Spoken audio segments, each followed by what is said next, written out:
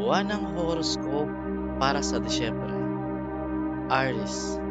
Ang mga taong may zodiac sign na Aries, nagsasabing ang mga posisyon ng mga planeta ay nasa kanilang pabor upang makatulong sa kanila na makamit ang kanilang mga layunin sa buhay. Magkakaroon ng paglaban sa pag-usbong patungo sa iyong tagumpay. Ngunit sa tulong ng Mars, Araw at Mercury, makakakuha ka ng kumpiyansa at maaabot ang iyong mga mithiin. Sa love horoscope ng Aries, inaasahan na magkakaroon ng mga pagsubok sa iyong buhay pag-ibig pagkatapos ng unang linggo ng buwan na ito. Ngunit, ayon sa iyong horoscope para sa Disyembre, ang planetang Venus ay tutulong sa iyo na malampasan ang mga pagsubok na ito upang magkaroon ng masayang buhay.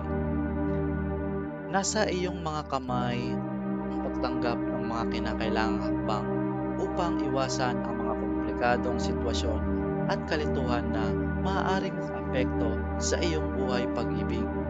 Kailangan kang mag-ingat sa paggawa ng anumang desisyon tungkol sa iyong mga pinansyal at investment.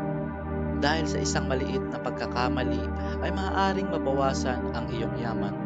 Dapat mong subukan na mapanatili ang isang maligayang ugnayan sa iyong mga kasosyo upang maproteksyonan ang iyong kayamanan. Ipinapayo na kumonsulta sa isang astrologo o eksperto sa pinansyal bago magdesisyon tungkol sa mahalagang aspeto ng iyong pananalapi ayon sa iyong finance horoscope. Gayon din, ang iyong career horoscope ay wala ring magandang balita pagdating sa pag-usbong ng iyong karera. Hindi mo makakamtan ang inaasahang promosyon at pinansyal na gantimpala para sa lahat ng iyong pagsisikap sa trabaho. Sa halip na maghanap ng bagong trabaho, kailangan mong mag-focus sa pagpapabuti sa iyong sarili at sa iyong ugnayan sa iyong mga kasamahan sa trabaho. Ito ay makakatulong sa pag-usbong ng iyong karera sa hinaharap. Sa wakas, ang iyong health horoscope ay may magandang balita pagdating sa iyong pisikal at mental na kalusugan. Makikita mo ang pag-usbong sa iyong pisikal na kalusugan mula sa mga pangkaraniwang karamdaman. Ngunit, magkakaroon ka ng mga issue na may kaugnayan sa stress dahil sa pagbagsak ng iyong karera.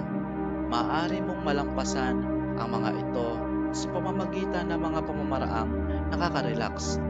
Dapat mo rin panatilihin ang iyong diet at ehersisyo upang mapanatili ang iyong pisikal na kalusugan sa tamang landas. Tip para sa Disyembre. Baguhin ang landas, hindi ang mga layunin. Makikita mo ang mga bunga ng iyong pagsisikap sa trabaho.